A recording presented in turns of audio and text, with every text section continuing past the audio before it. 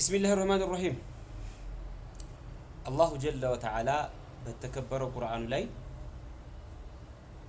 إنا نحن نزلنا الذكر وإنا له لحافظون إلى إننا ين مصحف يوارنو ጠባቂዎችም እኛ ነን ማንንም መጥቶ እጁን እንዳያስገባበት ማለት ነው።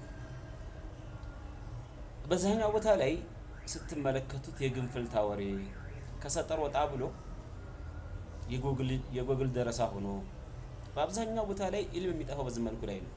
የተሳሙ አይሆን ሲሆን ከመስመሮች ኪታቡን መጥቀስ ማንችል ሲሆን ግዴታ የሚሆንብን እሱ ነው። እከሌ እንዲህ ያለ ቦታ ላይ እንዲህ ብሏል ማለት ግድ ነበር። ለምሳሌ አርrahማኑ ዐለ አርሽ استوى የሚለውን ኢስተውላ ብለው ያስቀመጡት አካሎችን ብንወስድ ከምን የተነሱት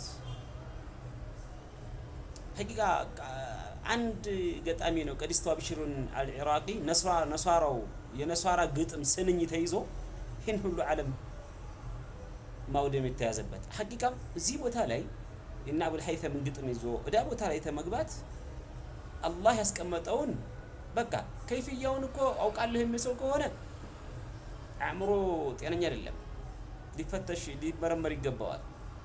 አይ ይሄ ደግሞ የሱ ባህሪ አይደለም የሚለብሰው እንደዛው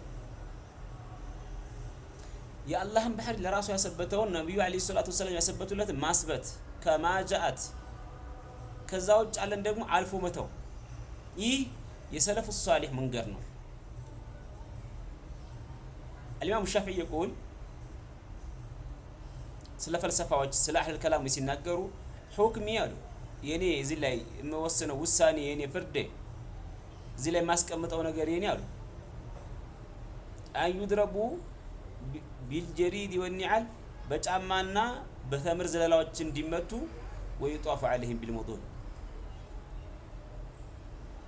በከተማ ላይ ተዞሩ የሰዎች መቀጣጫ እንዲሆን ሌላው ሰው እንዳቆም ይህ ነው እኔ ተጠይቃችሁኛል።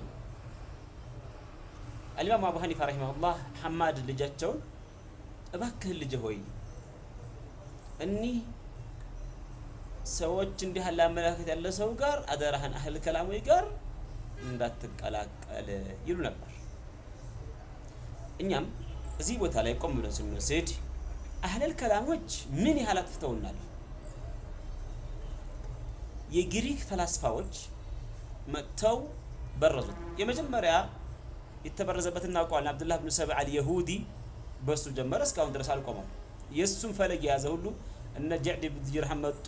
ከዛ ላይ የተለያዩ ሰዎች መጡና ምን አያልቁም። እዚህ ላይ እነ ጃም ኢብኑ ሶፋን መጡ። ምን ስንት ብንቆጥረው ያልቃል። ላኪን ዛሬ ግን አንድ ነገር ስትናገር ሁሉ ነገር ይጮህብሃል። ማንኛቸውም እኔ ዛፉም ቅጠሉ ይመስለኛል የሚያወራው ግን ላዓጀበ ምንም አይገርምም አይደንቅምም። ሰለፍ ሷሊህን ተከትሎ የሳቸው መንገድ የሱሐበቱል ኪራምን ማለት ነው የታቢዒዮችን የአጥባኡ ታቢዒን መንገድ ሰለፎችን አቋም ይዞ መሄድ ነው። አብዱላህ ብን መስዑድ የምትከተል ተሆነ